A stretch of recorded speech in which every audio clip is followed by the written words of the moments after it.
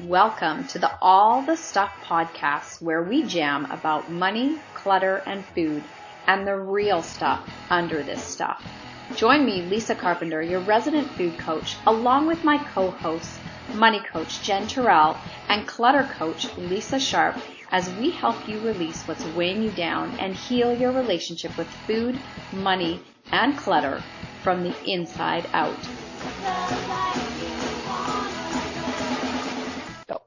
Hey everyone, welcome to All the Stuff. I am Lisa Sharp, your organizational and decluttering expert. I'm here with my lovely co-host, Jen Turrell, who is our money expert, and Lisa Carpenter, who is our food and health expert. Nutrition ninja. Okay. We're talking about stress, anxiety. Yes. So there's a lot going on in the world right now. And, can we all just collectively take a big inhale, big exhale. Yeah. Everything is okay. So, finding that balance, right? I'm telling you. That's my question. Lisa Carpenter has had me in her inbox a number of times recently with my sort of like, oh my God. And I think a lot of people are experiencing that for a lot of different reasons. We don't need to touch on politics here, but the point is just that there is a lot of stuff that's changing. And really, how do we navigate that? How do we navigate the uncertainty? How do we let go of things that we thought we had control over, or we thought that we knew, that apparently we don't? That's a really big wake-up call. So, Yeah. All the things we took for granted as givens, a lot of them are suddenly not given anymore. A lot of them, a whole lot. And I think most people would agree with that. Things are a bit different. So I'm trying really hard to mind my P's and Q's here. But, I would love to hear from you guys. I'm sick of minding my P's and Q's. I'm sorry. I used to try to keep politics out of things, and I have given up. If you are my Facebook friend, you probably noticed that I'm just like, oh, screw it. I can't be bipartisan. I can't be wishy-washy about a lot of things. So not that I think we should get all political, but I think we should go ahead and say what's stressing us out. Yeah. Is that okay? Can we do that? Sure. Yeah. Because, yeah. So like the election has absolutely stressed me out. And I am not happy with the direction that our government is going in here in the U.S. And a lot of things that I really hold dear are being dismantled. And that's really, really upsetting.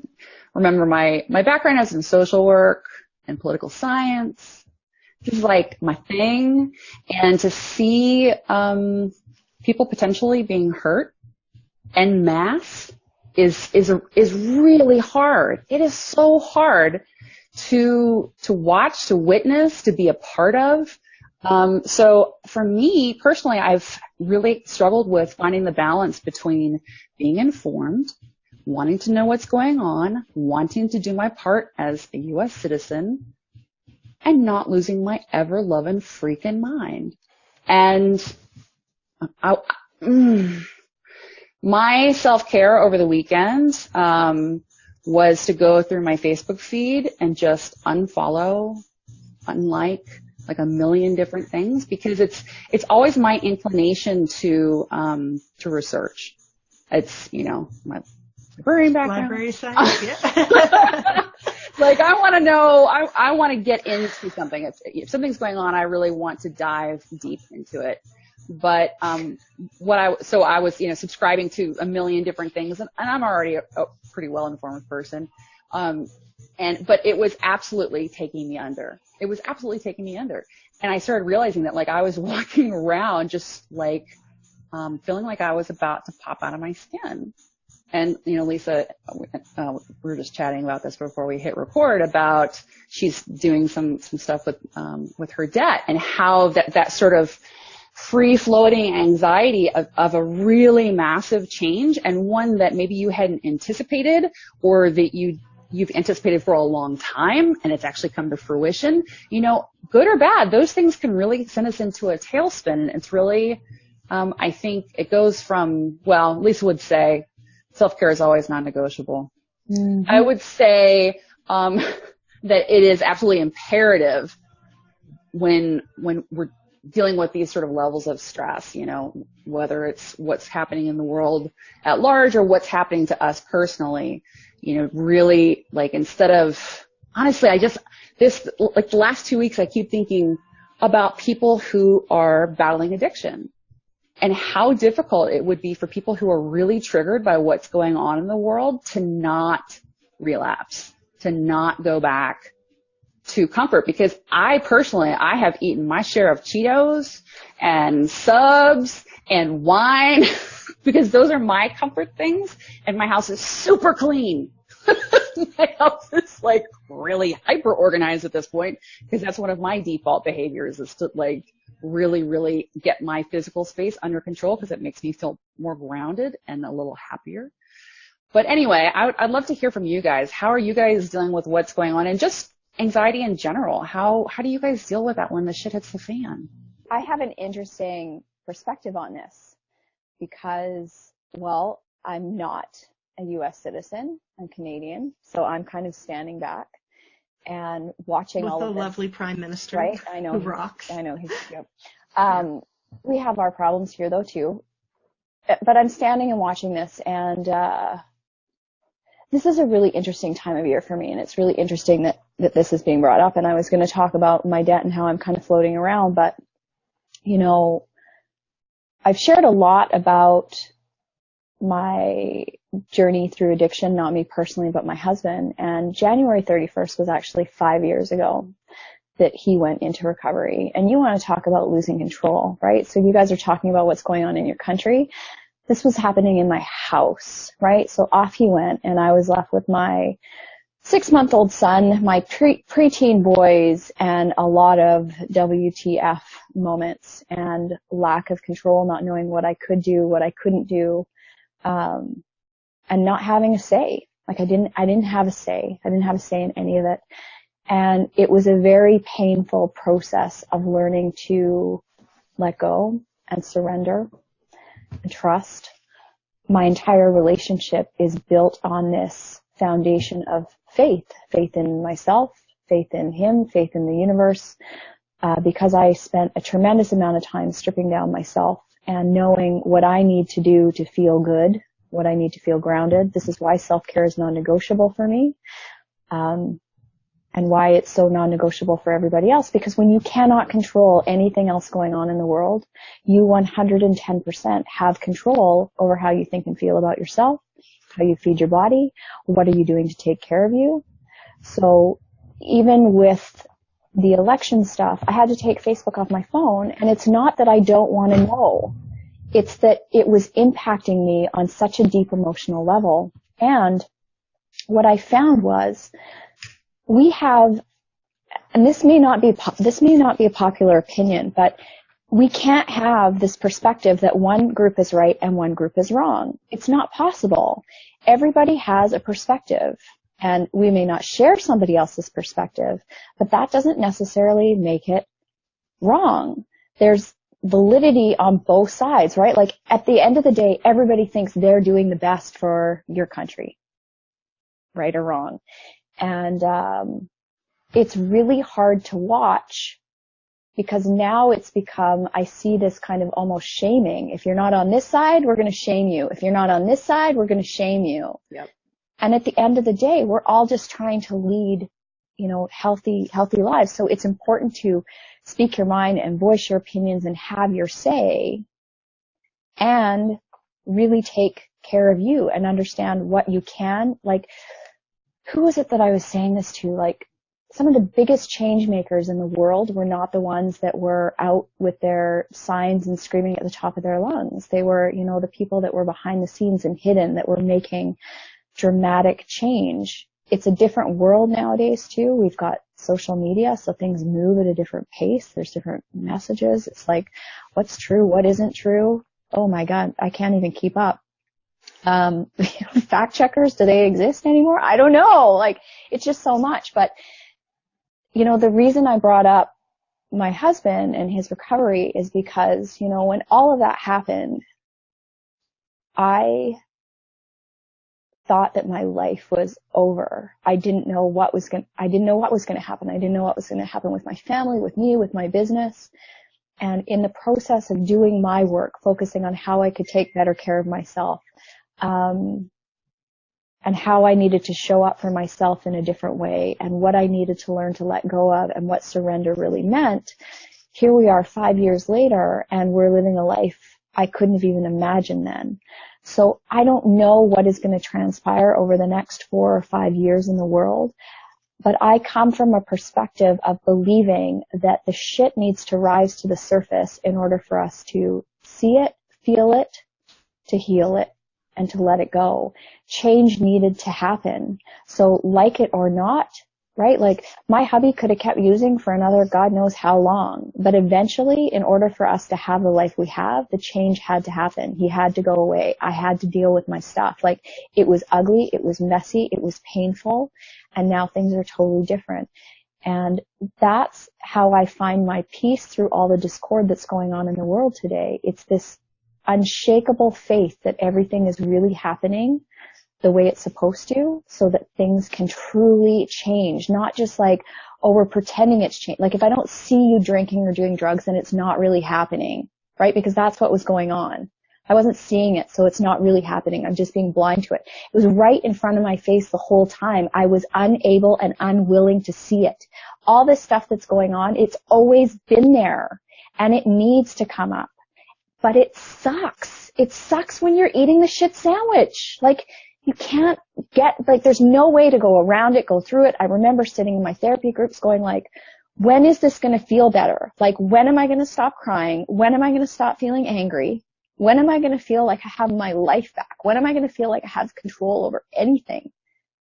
And it wasn't until I let go of even wanting that things started to unfold. So, yeah, I don't have much more to say than that. It's kind of I don't think it's any mistake that this is all happening at the same time. It's some very big milestones in my life. Like 5 years is a long time to be celebrating sobriety, and it's such a small drop in the bucket as well. And in recovery, every day is lived one day at a time, no more, no less. So getting through the next 4 years, hopefully it's only 4 years, ladies, is really the only way you're going to do it is one day at a time. What do I need to do today to feel grounded? Is social media making me freak out? Get off social media. Take Facebook off your phone. Put some timers and police yourself, right? Like an alcoholic doesn't hang out in the liquor store. So if it's fueling your anxiety, stop reading it, or decide like what are the best ways that you can feel empowered and not disempowered. And sometimes I think we take ourselves down these rabbit holes of reading all the things, and then we become disempowered. We end up being victims, and then we fall prey to our own addictions, overeating, overspending, because we're trying to make ourselves feel better. So it does come back to, what do you need to do to feel good? I couldn't do anything when he was off at rehab. But I had to learn, like, oh, okay, maybe I don't need to work so much. Maybe I need to take a bath in the middle of the day. Maybe I need to reach out and talk to a friend. What do I need to do to help myself feel better? Because I'm not going to let myself feel like garbage for the next 4 years. But I also know that that doesn't mean that I sit back passively and be okay with things. So it's this constant, like, you know, push forward and pull back, push forward, pull back, right? Even when he came home from rehab and he had his, plan, if you follow the plan, he'll stay in recovery. And I was like, I need to know the plan. I will help keep you accountable to the plan. And my group very gently, forcefully, lovingly said to me, his plan for recovery is none of your goddamn business, Lisa. He needs to do his things. Yeah. And where's your recovery plan? Because in you trying to put your hands all over his stuff, to take control, you've actually relapsed into your own codependent behaviors, and that's not healthy. So it's really like, I really encourage everybody, especially with everything that's going on in the world, regardless of what side you're on, because each side thinks they're freaking right. So there's anxiety on both sides, right? Sit back and really think, like, what am I doing to show up for me here? Fill your own cup first. When your cup spills over, you'll have much more to give to the groups you want to support and however you want to put more energy back into the world. So, mic drop off my soapbox. carry on, Jen. Okay. I think that was fabulous, Lisa Carpenter. And I think there's a lot of real parallels there with the addiction recovery and how to deal with it. For me, a lot of what's going on in the country right now takes me back to my past as well, which is a past of domestic violence and abuse. So, slightly different angle, but I do feel that there's some very hard-won rights and protections that we've all gotten used to. And we've all felt like, oh, we've come a long way, ladies. You know, we've come a long way, LGBT. We've come a long way, minorities. We've come a long way in terms of openness, acceptance, inclusion, accepting that we are my idea of America has always been that it is a country of immigrants. I know where people in my family line have come from, and this is supposed to be a melting pot. And this idea of white might and right frightens me a lot. And I do feel like there are things being taken away in a way that reminds me very much of my childhood, of not having control, of not being powerful, of my voice not counting. And I have felt very scared of that. And I realize I'm putting myself very firmly on one side here, but as a woman and as the mother of kids with disabilities, and as someone who has immigrants in our family and lots of friends who have immigrated being married, I'm married to an immigrant. My husband immigrated.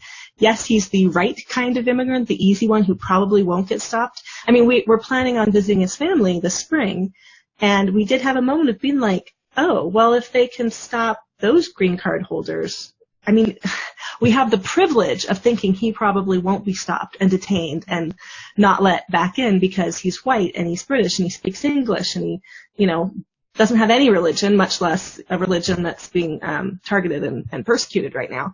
But the anxiety that I feel is this step backwards into a very scary place for a lot of us. I mean, if we look back in history, women didn't have nearly as many rights or as much power as we have right now.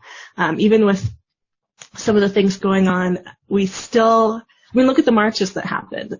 People came out. That's never happened before in those numbers in that way. And social media had a lot to do with it.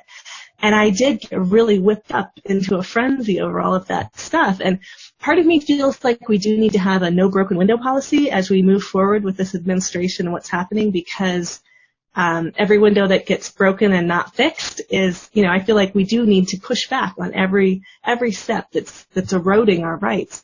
But I also do feel like I'm going a little crazy. I'm writing letters. I'm calling numbers. I'm retweeting things. I'm sharing things. I'm trying to talk to senators, and while action does make me feel better because I feel like I feel more engaged, civically engaged than I ever have, I think. I think I've never quite felt this much that all of us need to be involved and our voices do need to be heard, and that the people who have been comfortably quiet for a long time now are starting to get roused because they realize, oh wait, this does affect me. This affects my gay son. This affects my cousin with mixed race kids. This affects living in Arizona, the wall is going to be here if there is a wall. So I do feel very personally impacted and engaged in it. At the same time, I do think we need to have some boundaries. I did have a day or two where I asked my husband not to read me anything from social media. And in the last episode, we were talking about days where we stuck to our new plan and our new habits and we felt really proud and really good. Those were days I didn't look at social media, the days where I got writing done and where I read things that were important to me rather than scrolling. So I do think we need to have that perspective between personal and public, and feeling like we're taking action and protecting ourselves with where we feel our rights are being encroached, but also managing our own personal lives. And something that I've noticed a lot is it feels very hard to do sales right now. I feel like it's hard to put out a regular sales message in any way, acting as if everything's fine and like, and I have to admit I've had some irritation times when I've gotten PM messages from someone I don't really know asking me to buy a new body wrap, or do I want facial things, or do I want things that I'm like, not right now. I know this is your business. You're doing it to make money. I want to support all women supporting their families and doing those things. But some of it feels a little hard to tackle. So I feel like even here, I'm glad that we've brought it up and talked about it, because if we don't talk about it, it feels like this elephant in the room, because it's everywhere right now. And we're all thinking about it and having, well, a lot of us have some anxiety. I don't know. I know we are in these bubbles too, because of how algorithms work in Facebook. We only see the people who agree with our ideas for the most part, unless we have an uncle or someone who comes in and comments that we're close to who has a different opinion. But yeah, I think having some boundaries, having some days where we don't read everything, having some days where we try to protect our sanity a little is good in the midst of trying to be civically responsible and take what actions we can. Okay, that's my mic drop. No, I love this. I love this. I'm so glad we're talking about this, because it's so important. And one of the ways that I have sort of dealt with the information overload is as I stopped following, and I'd followed probably 100 different like political and news sources. So that's all out of my feed. And so when even people that I dearly love and completely agree with politically, but we're just like blah, blah, blah, blasting, which I was totally doing myself. So I understand that impulse, because I'm guilty of it. But I've since stopped doing that, because I realized it wasn't making me feel any better. It was just keeping me really, really anxious. But anyway, so I unfollowed all of these things, and now I go to the New York Times. Now I go to the Washington Post. Now I go to whichever newspaper or periodical that you can read online that you enjoy and that you think is really they do a good job reporting. Go to the websites, and even then I have a time limit. Like I literally have given myself a 3-article limit a day. For you. Like that's a good idea. I can read. So I look at all the headlines, and I usually like read 2 from the New York Times, and I'll go over to Washington Post and see something over there.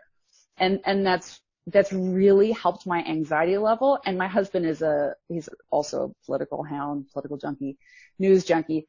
And we have had a hard time separating, constantly talking about this, constantly rehashing this. Did you read this? Did you read this? Did you read this? It's exhausting. So we kept like saying, okay, we're done. No more political conversations for the rest of the day. And within 5 minutes, we'd be right back to it. And it was like, okay, we have got to break this habit. And since I have backed off of it, it's sort of funny. And he kept saying to me, Lisa, you're going down. You can't do this. He did a little news intervention with me. He was like, you feel this too deeply, and you are starting to get really depressed. And you can be informed, but just don't let it completely control your energy levels and your mood all day long.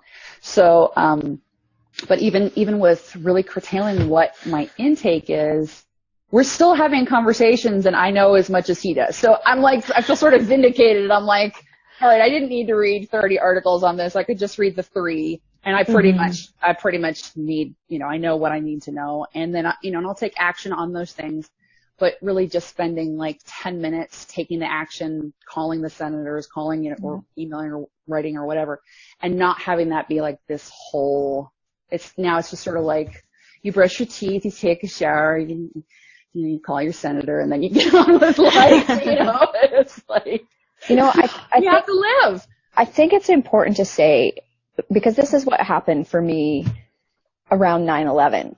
Mm-hmm. When 9/11 happened, I was pregnant with my second son. Yes, second. I think it was second. I'm not very good with one of those kids.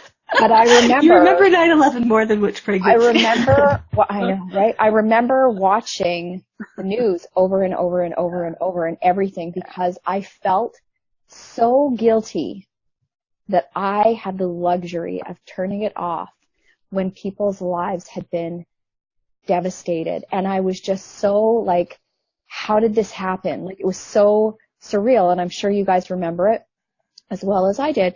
And my husband literally unplugged the TV, and he said, you can't do this to yourself anymore. And this was, way back before I started any personal development, but I remember that deep feeling of guilt.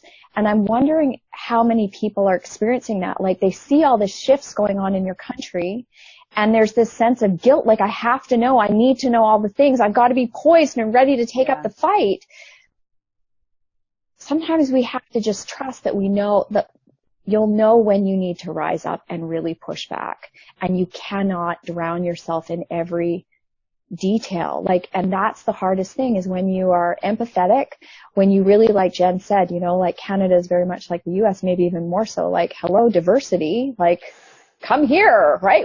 We'll let you in. Give us your tired, your poor, right? Sick kids that can't be in the States, you know, you can come here. It really is that way. And so when you see other people hurting, right? Like, I can't even imagine what it would be like to walk through the airport wondering if you're going to get through security or not. Like, I'm a privileged white girl. Like, hello, it doesn't happen. Like, if I get frisked down, I'm like, really? Really? Where somebody else, right, them getting frisked down, there actually brings up anxiety and fear for them. It never brings up fear for me. I did have to have the conversation with my husband, because he didn't understand that, you know, as women, and Jen knows this as well, we don't ever just walk down the street at night without our, like, spidey senses in full blast. Whereas a dude, they don't really worry about that. So, you know, he had to kind of understand that. I'm living in a house full of boys. I want them to understand that, like, women really have had to fight for these different rights. I think we're too powerful now to go backwards. That's kind of where my faith lies. I think they're going to push hard, but I think we're too powerful and we're too outspoken, for that to actually happen. And even if it, like, there's some things that I so fundamentally believe in that can't be changed now, even if somebody signs a piece of paper. Mm-hmm. So maybe that's me being naive, quite possibly me being naive, but we are very powerful to push back. So anyways, I think it's just really important that everybody recognizes where their feelings are coming from, what parts of them they need to address, right? So Jen, right, this is very much linked to your past. I'm seeing it through the lens of addiction and self-care. Everybody is having wounds triggered in them. And this is what I mean about this being an opportunity to sit back and say, what do I need to heal in myself? Because those wounds that are being triggered, you're not going to heal them by pushing back out here. They require you going in. They require you digging deep and saying, what do I need to heal in me? There's my, like, extra nickel worth of very deep episode.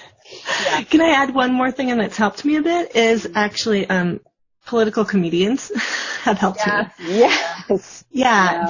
There's something that I pulled up and posted on my own Facebook page the other day that the Friendly Atheist page posted, which was it's basically a picture of Donald Trump holding a piece of paper that has his signature at the bottom, and it's a executive order, but you can type in what you want. Mm-hmm. And they had everybody type in their own things and post them, and I was like, I really had fun doing that, and then reading them, and then thinking about it, and also I do like the New Yorker, and they've had a series of both the New Yorker and the New York Times have had, like, I just read the fiction piece in this issue, which I really like a lot, and it was Melania. How do you say her name, actually? Our first lady. Melania. Yeah. So the piece this time was her. After the election, after the inauguration, she secretly went out, donned a hat, put on some dark glasses, and took all of her contouring makeup off and marched. And this is her story of the rest of the inauguration. It's fiction, obviously. And part of me is like, did she totally sign up for this? But I don't know. You know, I feel like her son, I do feel like he should be off limits. Mm-hmm. Children did not ask. He didn't ask for his father to run for president. Absolutely. She maybe didn't ask to be the first lady. Maybe she didn't want to be the first lady. But it's actually they treat it very nicely, and it's a lovely piece. I also loved one that was it started with Melania would pick the flowers herself, and it was a parody of Mrs. Dalloway in the style of Virginia Woolf, written about her feelings about the election. And all she really wanted was to have this dinner party that she was trying to plan, and here Trump's trying to take over the world, you know. So those things kind of have lightened it up a bit for me. The nicer and more, conscientious comedians. Yeah. I've kind of enjoyed their lightening of things and kind of trying to show the humor in what's going on and how ridiculous it is, and how, we're not actually, this is what's going on for the moment, but no, we're not actually going to put up with all of this. Things are in motion. They still use, what are there, 50 lawsuits against him right now? Things are happening. It won't be as bad as we're all afraid, is what I'm trying to take from a lot of this. Take heart from the humor. Have faith in what is possible, right? Yeah. And don't lose our senses of humor completely. Yeah. Do you want to live in fear, or do you want to live in faith? Because there's a choice here. So for me, I have to choose faith in what I know, as opposed to fear of what I don't. And fear is all about loss of control, what we don't know, uncertainty. Like, we so desperately want certainty. And the funny thing is, the more you marinate in the fear, you don't create any more certainty. Mm-hmm. You don't. So faith, ladies, faith. And you can always move to Canada. Really? With the hot prime minister. Yeah. Who will take the refugees. You can be here for 6 months out of the year. My parents spend 6 months out of the year down in the States. They're in Arizona right now. Right? So you can be the split. And you only got 6 months. You can watch, the weather report here about people, crashing cars because it's snowing in Vancouver, and that never happens. So there you go. Anyways, probably a good place to, yes, I'm wrap it talking up about the snow. Yeah. Probably a good place to wrap it up, though. So head over to iTunes. Please leave a review and a rating, regardless of what your perspective is on what's going on in the world today. This really was a conversation about anxiety, stress, how to manage it, different ways that you can look at your life and take care of you. That's what this podcast is all about. Go inside, look at what you need, and take better care of you. So please subscribe, rate, and review, share it with your friends, and we are so grateful that you tune in every week and listen. And if you're watching on YouTube, please subscribe to our channel and leave us a comment below. We want to hear what you think.